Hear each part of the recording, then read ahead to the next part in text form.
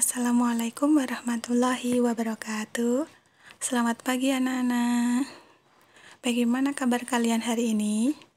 Semoga kalian selalu sehat dan harus tetap stay at home, oke? Hari ini adalah pelajaran prakarya yang alhamdulillah di kelas 8 ini adalah saya yang mengampu.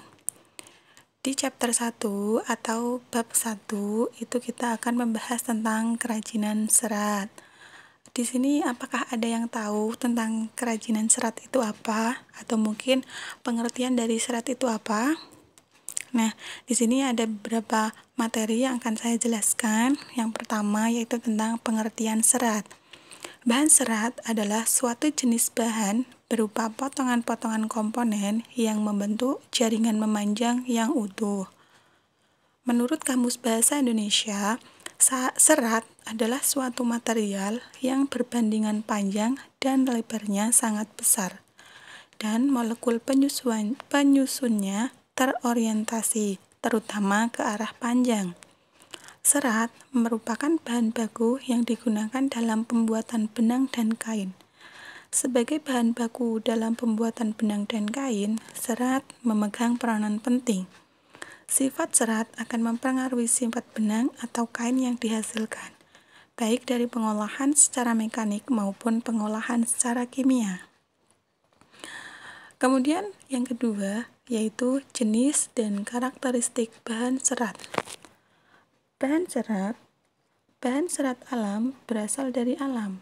Limbah serat alam mudah diurai dalam tanah.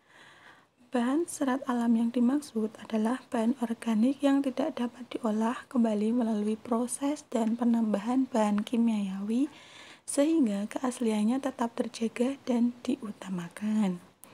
Bahan serat alam dapat digolongkan menjadi 3 jenis, yaitu yang berasal dari tumbuhan, hewan, dan mineral. Dalam hal ini, kita akan mempelajari dan fokus pada bahan dari tumbuhan dan hewan saja. Yang pertama, yaitu serat dari tumbuhan, yaitu serat yang berasal dari tumbuhan dapat dilihat berdasarkan bagian-bagian tumbuhan. Tidak semua tumbuhan memiliki kandungan yang dapat diolah menjadi serat. Hal ini disebabkan serat yang diinginkan sebagai bahan baku produk tekstil memiliki persyaratan. Di antaranya, persyaratan tersebut adalah kuat, tahan lama, bentuknya tetap, permukaan yang halus, ataupun bertekstur sesuai persyaratan produk. Adapun serat yang berasal dari tumbuhan dapat diklarifikasikan menjadi 4 sebagai berikut. Yang pertama, serat dari biji. Yang kedua, serat dari batang. Yang ketiga, serat dari daun. Dan yang terakhir yaitu serat berasal dari buah. Serat dari biji adalah tumbuhan memiliki biji yang beraneka ragam. Beberapa biji telah memenuhi persyaratan untuk diolah sebagai bahan serat.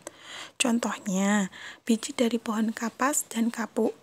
Meskipun begitu, saat ini kapas dan kapuk sudah jarang dipergunakan untuk bahan baku produk tekstil. Nah, di bawah itu adalah gambar kerajinan dari serat dari biji, ya. Contoh kerajinan serat dari biji. Kemudian yang kedua, yaitu serat dari batang, adalah setiap tumbuhan yang memiliki batang. Struktur batang yang dihasilkan tumbuhan tentunya tidak sama satu dengan lainnya. Jenis batang yang menghasilkan serat alam dapat berupa jenis batang yang berkambium ataupun tidak berkambium. Contohnya, batang pohon anggrek, melinjo, mahkota dewa, dan lain-lain. Kemudian, yang ketiga, yaitu serat dari daun, adalah tumbuhan yang dapat diolah sebagai bahan serat dari daunnya tidaklah banyak. Namun, banyak orang memanfaatkan serat dari daun sebagai bahan baku produk tekstil. Contohnya yaitu serat daun mending, daun nanas, daun pandan berduri, daun enceng gondok, daun abaka, dan lain-lain.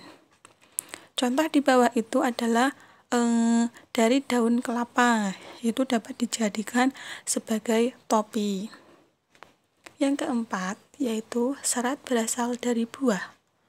Tumbuhan yang memiliki buah sangat banyak dan beragam. Namun, yang menghasilkan buah yang dapat diolah menjadi bahan serat alam tidaklah banyak. Buah yang sudah dimanfaatkan sebagai bahan serat adalah kelapa. Buah kelapa memiliki sabut yang melapisi buah. Sabut tersebut telah banyak digunakan sebagai bahan serat. Contoh kerajinan dari sabut kelapa yaitu dapat dibuat sebagai pot bunga, dan masih banyak contoh lainnya. Oke, untuk pemaparan materi hari ini sampai di sini saja. Kita akan bertemu lagi di lain pertemuan. Terima kasih telah mendengarkan pemaparan ini. Wassalamualaikum warahmatullahi wabarakatuh.